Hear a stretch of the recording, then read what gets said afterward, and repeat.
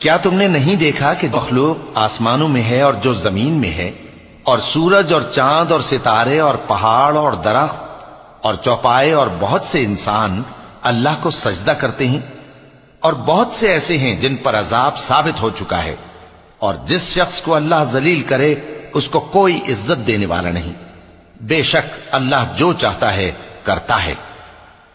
چونکہ آیت سجدہ تلاوت کی گئی لہذا سامعین پر سجدہ واجب ہے۔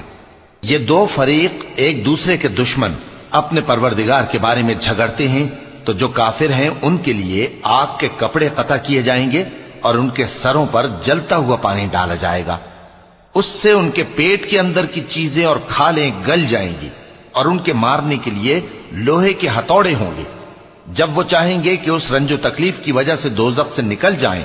تو پھر اسی میں لوٹا دیے جائیں گے، اور کہا جائے گا کہ جلنے کے عذاب کا مزہ چکھتے رہو۔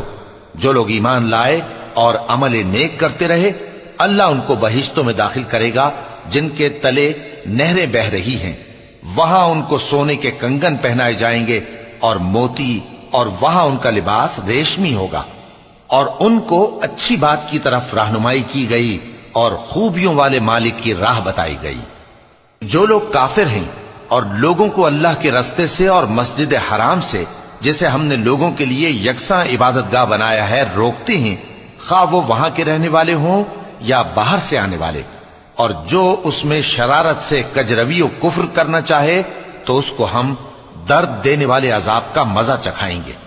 اور ایک وقت تھا جب ہم نے ابراہیم کو خانہ کعبہ کا مقام بتا دیا اور ارشاد فرمایا کہ میرے ساتھ کسی چیز کو شریک نہ کیجو، اور طواف کرنے والوں اور قیام کرنے والوں اور رکوع کرنے والوں اور سجدہ کرنے والوں کے لیے میرے گھر کو صاف رکھا کرنا،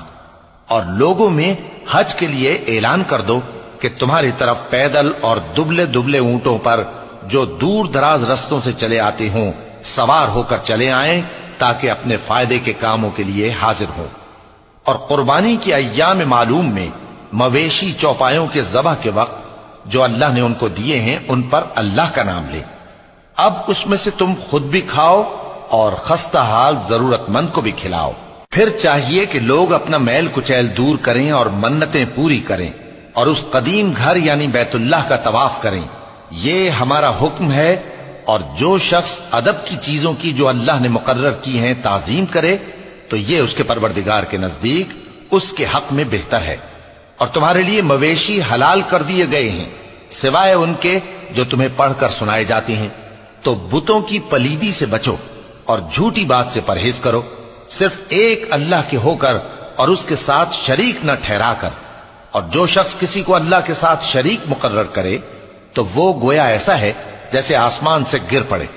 پھر اس کو پرندے اچک لے جائیں یا ہوا کسی دور کی جگہ اڑا کر پھینک دے۔